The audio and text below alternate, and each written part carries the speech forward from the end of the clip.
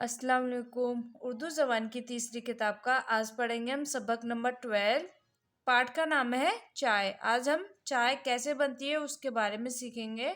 तो आप वीडियो को पूरा ज़रूर देखिए। वीडियो पसंद आए तो लाइक कीजिए। हमारे चैनल पर पहली बार आए तो हमारे चैनल को प्लीज़ सब्सक्राइब कर लीजिए और ज़्यादा से ज़्यादा इस वीडियो को शेयर कर दीजिए। अगर आपने हमारी पिछली वीडियो भी नहीं देखी हो तो उनका लिंक मैं डिस्क्रिप्शन बॉक्स में दे दूँगी, वहाँ से आप चेक कर सकते हैं। तो आइए अब हम पढ़ना शुरू करते हैं। बिस्मिल्लाहिर्रहमानिर्रहीम। नंबर 1, चाय एक दरख्त की पत्ती है। चाय एक दरख्त की पत्ती है जिसकी काश्त मुल्क चीन में कसरत से होती है। जिसकी काश्त मुल्क चीन में कसरत से होती है। वहाँ हर आदमी चाय का एक बागीचा रखता है। वहाँ हर आदमी चाय का एक बागीचा रखता है। जितनी चाय अपने घर के सिर्फ से बच रहती है, जितनी चाय अपने घर के सिर्फ से बच रहती है, उसको फरोख्त करके और ज़रूरी सामान खरीद लेते हैं। उसको फरोख्त करके, फरोख्त का मतलब हुआ बेचना, उसको फरोख्त करके और ज़रूरी सामान खरीद लेते हैं। नंबर 2, कुछ मुद्दत से मुल्क आसाम और दामन हमाला के बाज़ मुकामात में चाय के बाग लगाए गए हैं। कुछ मुद्दत से, मुद्दत होता है कुछ सालों से, कुछ मुद्दत से मुल्क आसाम और दामन हमाला के बाज़ मुकामात में चाय के बाग लगाए गए हैं। वहाँ से लाखों रुपए की चाय दूसरे मुल्कों को जाती है। वहाँ से लाखों रुपए की चाय दूसरों मुल्कों को जाती है। नंबर 3, चाय का दरख्त बड़ी हिफाजत और कोशिश से परवरिश पाता है। चाय का दरख्त बड़ी हिफाजत और कोशिश से परवरिश पाता है।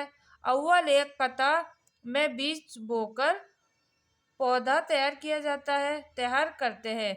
अव्वल एक कतार में बीज बोकर पौधा तैयार करते हैं, फिर इसको उखेड़ कर बड़े वसीय कताओं में बराबर फासले पर कतार दर कतार जमा देते हैं। फिर इनको उखाड़कर बड़े वसीय कताओं में बराबर फासले पर कतार दर कतार जमा देते हैं। वही चाय का बाग कहलाता है। वही चाय का बाग कहलाता है।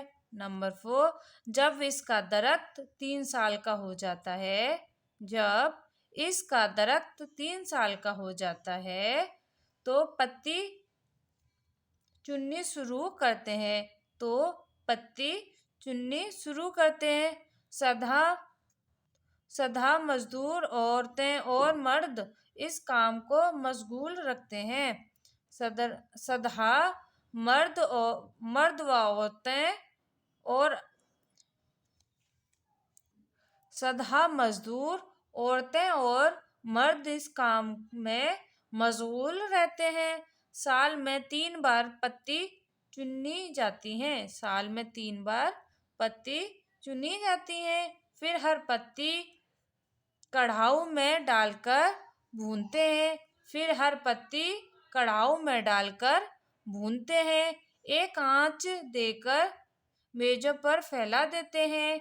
एक आंच देकर मेजों पर फैला देते हैं और इसके गोले गोले बनाकर पेटियों से खूब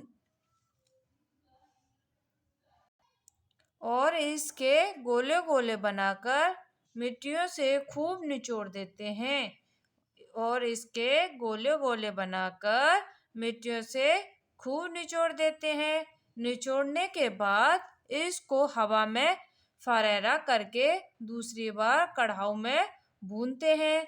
निचोड़ने के बाद इसको हवा में फरेरा करके दूसरी बार कढ़ाऊ में भूनते हैं।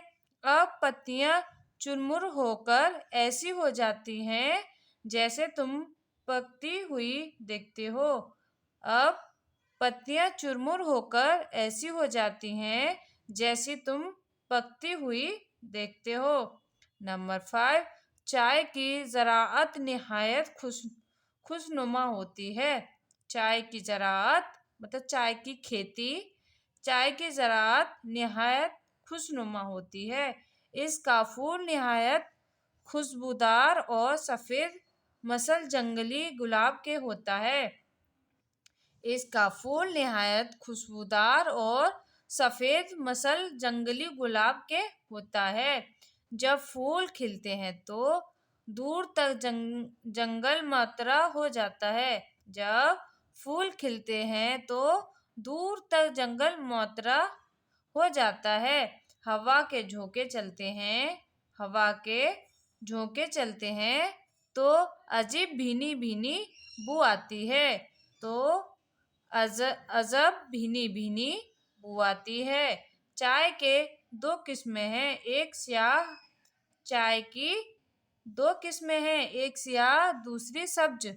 एक स्याह दूसरी सब्ज। चीनी स्याह को पसंद करते हैं चीनी स्याह को पसंद करते हैं और रूसी सब्ज को चीनी कौन सी चाय पत्ती को पसंद करते हैं? स्याह को। चीनी स्याह को पसंद करते हैं और रूसी सब्ज को।